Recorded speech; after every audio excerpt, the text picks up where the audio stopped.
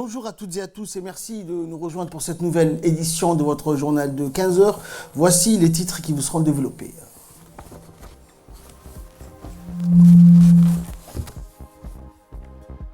Le ministère des Affaires sociales et de solidarité a organisé un atelier de validation sur les pratiques sociales essentielles au Sheraton Hotel de Djibouti. Et dans l'actualité internationale, le Nigeria, à la tête de 6 pays, est opposé au changement du franc CFA en écho. Voilà pour les titres, bonjour à tous. Après le ministre de l'Éducation de la République du Palau et le chef du protocole du Premier ministre ougandais arrivé vendredi, de nombreuses délégations commencent à affluer en vue de leur participation au 3e sommet mondial de l'éducation équilibrée et inclusive qui sera ouvert le 27 janvier prochain à Djibouti par le président de la République Ismaël Omar Guelleh et le président de l'Education Relief Foundation, Cheikh Mansour Ben Moussallam.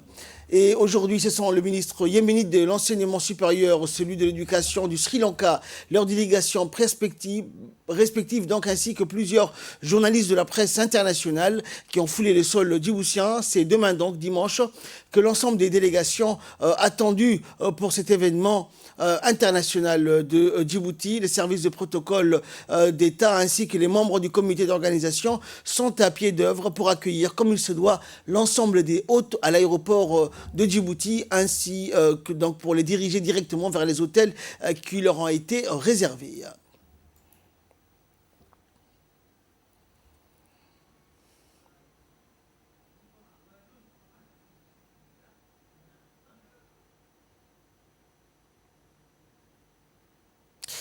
C'était dans les titres de cette édition. Le ministère des Affaires sociales et de solidarité, en étroite collaboration avec l'UNFD et l'UNICEF, a organisé un atelier de validation de l'étude sur les pratiques sociales essentielles, donc l'étude portant sur la recherche formative et sur les pratiques sociales et la clôture de la Semaine nationale de l'action sociale qui avait débuté le 19 janvier dernier. La cérémonie a eu lieu donc jeudi au Sheraton Hotel. La Semaine nationale de l'action sociale avait pour thème cette année l'entraide et solidarité au service du développement social.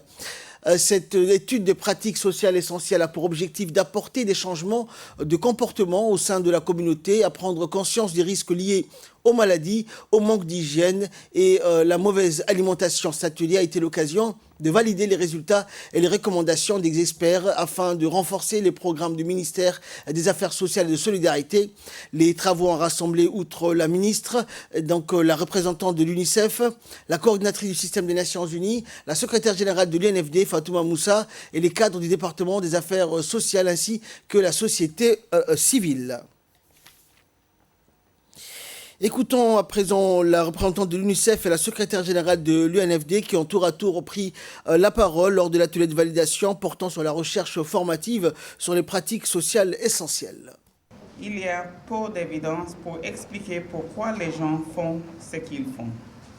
Quelles sont les raisons profondes ou les barrières qui conduisent aux pratiques et comportements constatés en matière d'autonomisation des femmes, d'éducation parentale scolaire, de protection des enfants et des femmes, de santé, de nutrition et d'hygiène. Sans réponse à ces questions, il est impossible de concevoir des interventions de changement social et de comportements efficaces. Dans cette optique, le ministère des Affaires sociales et des solidarités a, avec l'appui de l'UNICEF, mené une recherche qualitative ciblée portant sur les déterminants socio-anthropologiques des pratiques sociales essentielles pour produire des recommandations pour l'action dans le domaine de la communication pour un changement social et des comportements durables. L'UNFD, dans le cadre d'un partenariat avec le ministère des Affaires sociales et de la solidarité, a mis en place depuis plusieurs années des programmes de promotion des bonnes pratiques essentielles au niveau communautaire. Ce programme regroupe un paquet de services permettant l'adoption d'une nouvelle approche nutritionnelle afin de lutter contre la malnutrition. Entre autres, la création des centres de foyers de renforcement nutritionnel, les réalisations des séances de démonstration et dégustation culinaire à base d'ingrédients accessibles permettant d'améliorer l'alimentation des ménages les plus vulnérables de la capitale et les 5 régions de l'intérieur. À cela s'ajoutent les séances de dépistage précoce de la malnutrition infantile et maternelle, la distribution de micronutriments et des plein-budoses, le suivi des femmes enceintes et celles allaitantes, la promotion de l'allaitement et du planning familial, le suivi du calendrier vaccinal post- et prénatal, la scolarisation de jeunes filles, les bonnes pratiques d'hygiène, l'accompagnement des familles pour l'enregistrement des actes de naissance des enfants, etc. Toujours en partenariat avec ce ministère, des campagnes de grande envergure sont conduites par notre organisation pour relever le niveau d'éducation de nos concitoyennes matures en situation de vulnérabilité par l'intermédiaire d'une alphabétisation efficace à grande échelle afin de lutter à travers ce programme contre la pauvreté de cette frange silencieuse de la population nationale. À son tour, la ministre des Affaires sociales et de solidarité, Mouna Ousmane Aden, a rappelé que l'objectif était de co-responsabiliser les bénéficiaires pour qu'ils puissent devenir des acteurs de changements sociaux à part entière. On écoute la ministre. Mesdames et messieurs, distingués invités, le ministère des Affaires sociales a initié pour la première fois à Djibouti une recherche formative sur les pratiques sociales essentielles, avec l'appui technique et financier de l'UNICEF et de l'Union européenne. L'objectif de la présente recherche formative consiste à identifier et analyser les principaux déterminants des comportements observés chez la population djiboutienne, à la fois les plus répandus et les plus minoritaires. En réalisant cette étude, le gouvernement, à travers le MAS, souhaite promouvoir l'adoption de bonnes pratiques en matière de santé, de nutrition, d'hygiène, de protection des populations, de l'idée d'autonomisation des femmes, de l'éducation scolaire parentale, de l'engagement et l'estime de soi pour une meilleure connaissance des déterminants comportementaux. Avec cette recherche formative, nous serions ainsi en mesure d'expliquer pourquoi les gens font ce qu'ils font et donc connaître les raisons profondes ou les barrières qui conduisent aux pratiques et comportements constatés. C'est bien plus que l'enjeu d'une recherche formative ou celui d'un projet ou d'un programme qui nous réunit aujourd'hui, c'est le défi d'une société tout entière. S'il faut avoir le sens de responsabilité, je suis convaincue qu'il faut aussi avoir le sens de l'observation et de regarder en face le Djibouti d'hier, d'aujourd'hui et de demain. Nous constatons certes les défis du XXIe siècle, marqués par la mondialisation, l'économie numérique, le réchauffement climatique, la pauvreté, la migration, mais nous ne connaissons pas suffisamment le comportement des individus et les déterminants qui les motivent. Pour faire face à ces défis, l'homme, avec un grand H, doit être mis au centre de nos préoccupations, d'où l'importance d'investir davantage sur le capital humain. Aussi, comme vous savez, pourquoi notre pays ne dispose pas de ressources naturelles. De ce fait, nous ne pouvons compter que sur les Djiboutiens et les Djiboutiennes pour réduire la pauvreté, les inégalités et rendre notre croissance économique inclusive. Des mesures d'accompagnement comme conditionnées, souples d'accès au transfert monétaire ont été développées. Et nous travaillons actuellement sur l'harmonisation et l'uniformisation de ces mesures et nous utiliserons les résultats de cette recherche pour améliorer les conditions de vie de nos compatriotes. L'objectif n'étant pas d'apporter seulement une assistance, mais il s'agit de co-responsabiliser les bénéficiaires pour qu'ils deviennent des acteurs de changements sociaux à part entière.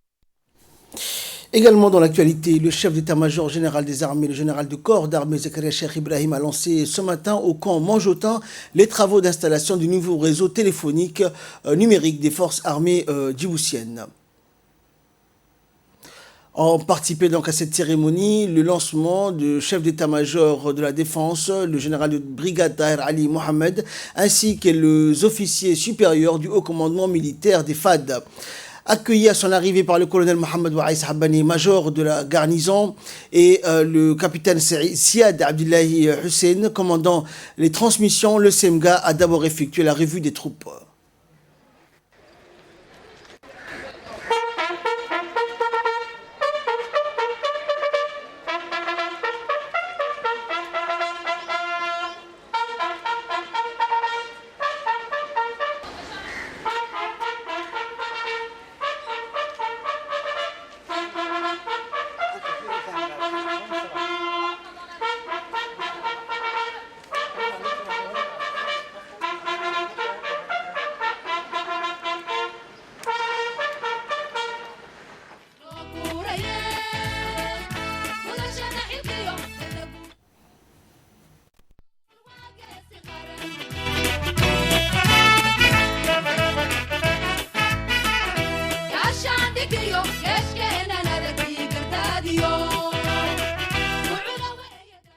Par la suite, le général Zakaria a assisté à une présentation du projet concernant l'architecture, les multiples régiments connectés et son utilisation. En effet, ce nouveau, contrairement à l'ancien système, permettra au FAD de sécuriser toutes les communications à travers un maillage et de réduire par la suite le coût. Il permettra aussi de connecter l'ensemble des régiments des FAD déployés sur tout le territoire de la République tout en délivrant une communication à temps. Ce nouveau réseau d'envergure nationale ainsi constitué, une fois finalisé, peut être élargi dans le domaine civil.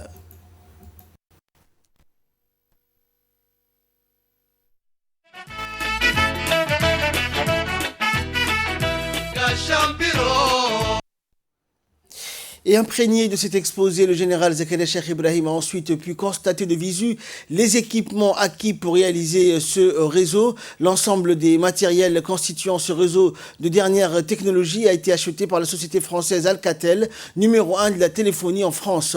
Ce matériel se compose d'autocommunicateurs et des liens hertziens numériques et permettront le maillage du réseau. Tous ces matériels ne dureront pas s'il n'existe pas une infrastructure permettant de les maintenir en opération. C'est dans ce cadre qu'un magasin de stockage adéquat des pièces de réchange a été construit dans le SEMGA, donc a pu contempler donc les équipements.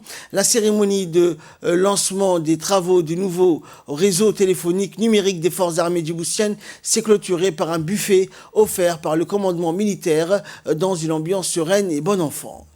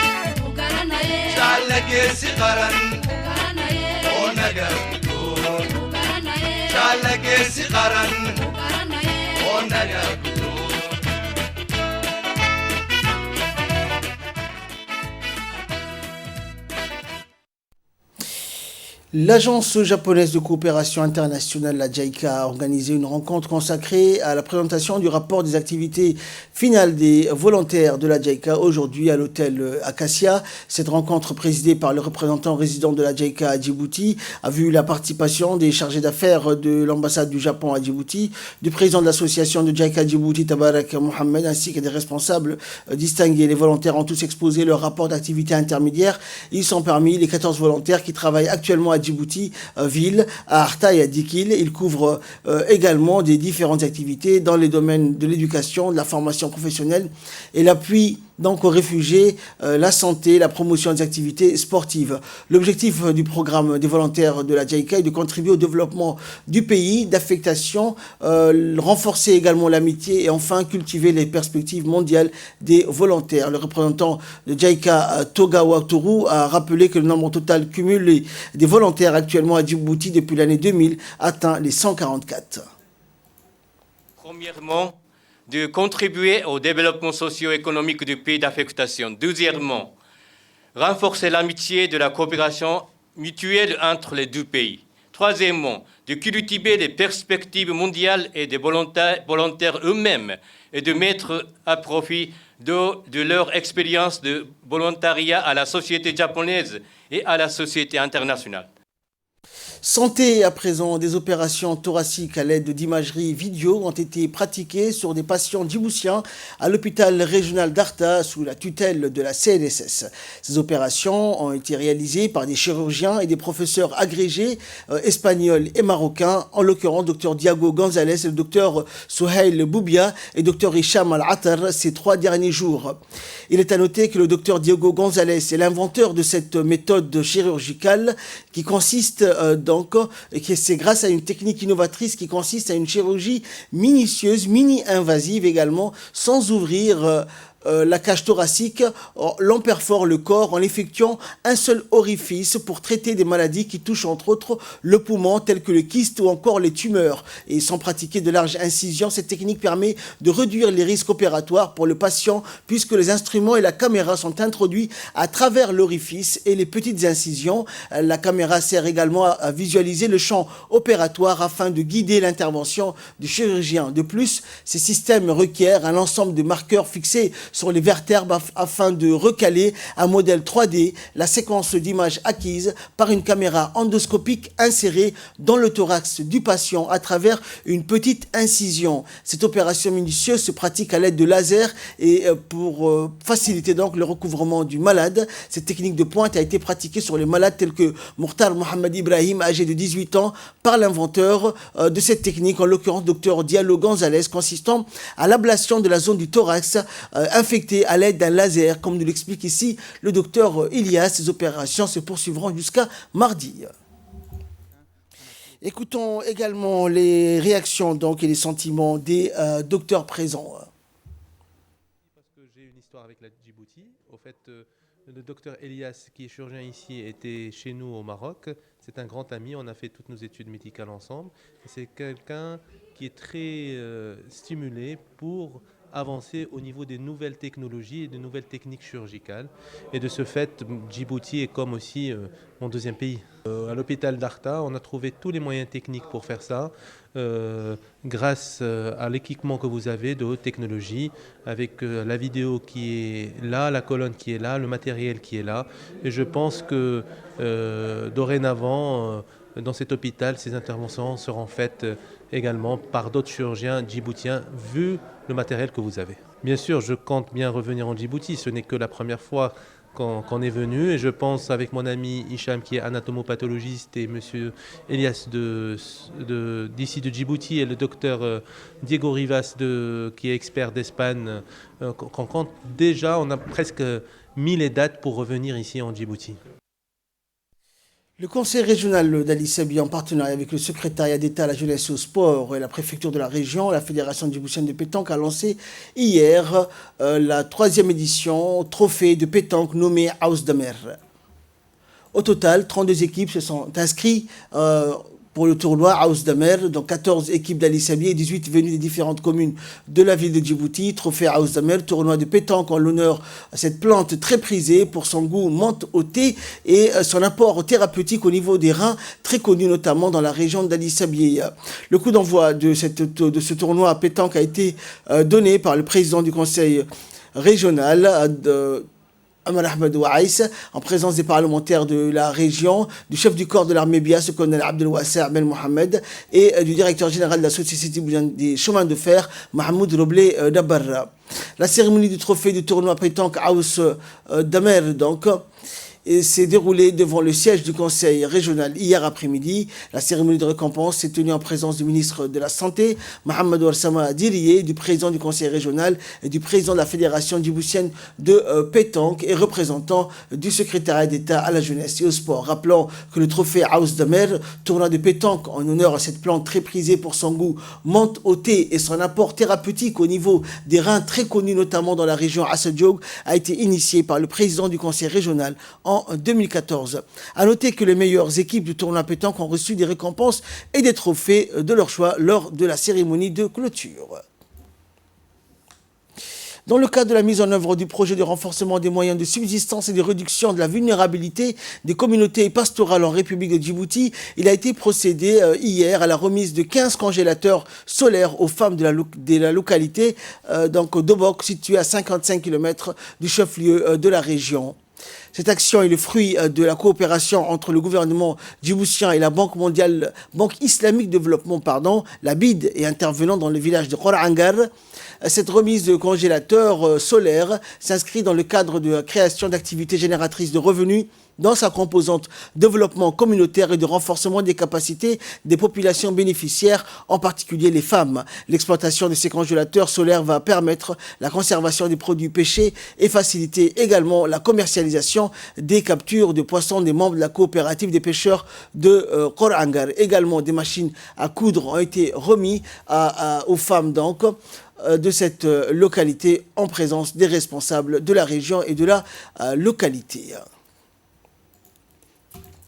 Et page nécrologie à présent, nous avons appris avec tristesse et consternation la disparition hier donc de Daoud Ali Mashaf, guitariste et chanteur très connu, et Ibrahim Mohamed Suleiman. Et le ministre des Affaires musulmanes, de la Culture et des Biens, Warf Momin Hassan Barre, a adressé ses vives condoléances à l'ensemble du personnel du ministère et des artistes nationaux qui ont adressé également leurs condoléances à la famille et aux proches des défunts. Daoud Ali Mashaf est décédé à Djigdjiga hier après-midi, région somalite de l'Éthiopie, et était un conseiller artistique à l'IDA également. Il était un artiste, chanteur et compositeur, figure emblématique du paysage artistique national et également très apprécié de tous ses compatriotes pour son accessibilité et sa sympathie. Né en 1944 à Djibouti, Ibrahim Mohamed Suleiman était un artiste quant à lui, chanteur, musicien et compositeur. Il débute sa carrière en 1965. Il laisse derrière lui 5 enfants. Et connu pour leur talent de musicien hors pair, les deux défunts, donc Daoud Ali Mashaf et Ibrahim Mohamed Suleiman, ont marqué les décennies de l'histoire de la musique djiboutienne. Puisse le Tout-Puissant et Tout Miséricordieux ait pitié de leurs âmes et les accueillir dans son paradis éternel. Inna lillahi wa inna ilayhi raji'un. Et là, nous passons à l'actualité internationale. Invasion de criquets en Afrique de l'Est, la sécurité alimentaire est menacée. C'est une invasion de criquets comme l'Afrique de l'Est n'en avait jamais connu depuis 25 ans. Le Kenya, l'Éthiopie, la Somalie et la République de Djibouti sont envahis par des dizaines de milliards de ces insectes particulièrement voraces lorsqu'ils se déplacent en groupe, chaque essaim formant des nuages impressionnants de la taille pour certains du Luxembourg. Des avions répandent des pesticides pour venir à bout de ces criquets pèlerins qui se reproduisent très rapidement et sont capables en une journée de parcourir une centaine de kilomètres. Ils pourraient menacer d'ici peu d'autres régions dans le Soudan du Sud ou encore l'Ouganda. Les experts voient à travers ce phénomène un nouveau signe inquiétant des dérèglements climatiques. L'Afrique de l'Est a connu en 2019 des épisodes extrêmes, une sécheresse intense, puis de fortes pluies qui ont entraîné des inondations. C'était dans le titre de cette édition, le Nigeria à la tête de 6 pays opposés au changement du franc CFA en écho. 6 pays ouest-africains ont critiqué le changement de la monnaie régionale du franc CFA en écho, affirmant que cela ne correspond pas à ce qui avait été convenu pour l'adoption d'une monnaie régionale unique. Les membres du Conseil de convergence de la zone monétaire ouest-africain Zamao ont noté avec préoccupation l'annonce du 21 décembre de renommer unilatéralement le franc CFA utilisé par 8 pays en écho d'ici 2020. Cette décision n'est pas conforme au plan du bloc régional de la CEDEAO d'apporter et d'adopter une monnaie unique également appelée ECO, ont-ils déclaré dans un communiqué. Publié donc à l'issue des discussions dans la capitale nigériane Abuja. 8 pays utilisent le franc CFA ouest-africain, le Bénin, le Burkina Faso, la Côte d'Ivoire, le Mali, le Niger, le Sénégal et le Togo, qui sont d'anciennes colonies françaises, ainsi que la Guinée-Bissau, une ancienne colonie portugaise. La monnaie a longtemps été attaquée comme une relique coloniale. Créée par la France en 1945, elle est adossée à des réserves détenues à la Banque de France à Paris. L'année dernière, le bloc de 15 pays s'est fixé pour objectif de créer une monnaie unique, également appelée ECO, en 2020. 8 pays de la CEDEAO utilisent le franc CFA, mais l'économie de l'ensemble est dominée par le Nigeria et leurs critères monétaires essentiels pour une transition en douceur vers une monnaie unique sont très divergents. Tremblement de terre en Turquie, 14 personnes sont décédées. Un tremblement de terre de magnitude de 6,8 sur l'échelle de Richter a fait, selon un premier bilan, en début de soirée, 14 victimes. C'est dans le district de Sivris, dans la province d'Elazig, que la terre a tremblé, faisant s'écrouler plusieurs immeubles et habitations, alors qu'il était presque 21h heure locale. Selon le gouvernement turc, 400 équipes de secouristes ont été envoyées sur place. La Turquie, traversée par plusieurs zones sismiques, est régulièrement touchée par des tremblements de terre. Donald Trump défile contre l'avortement. C'est un signal de plus que Donald Trump a voulu adresser à son électorat conservateur. Les yeux rivés vers le scrutin de novembre après avoir verrouillé la Cour suprême avec la nomination de 2 juges hostiles à l'IVG, et le locataire de la Maison-Blanche est devenu le premier président américain à participer à une marche anti-avortement hier à Washington pendant que les sénateurs poursuivaient les débats sur son procès en destitution, de quoi galvaniser les militants. Désormais, le regard sera tourné vers les magistrats de la Cour suprême qui devront se prononcer en mars sur une loi adoptée en Louisiane en 2014 qui restreint l'accès à l'interruption volontaire de grossesse. C'est tout pour cette édition. Merci de l'avoir suivi et excellente soirée sur Télé Djibouti.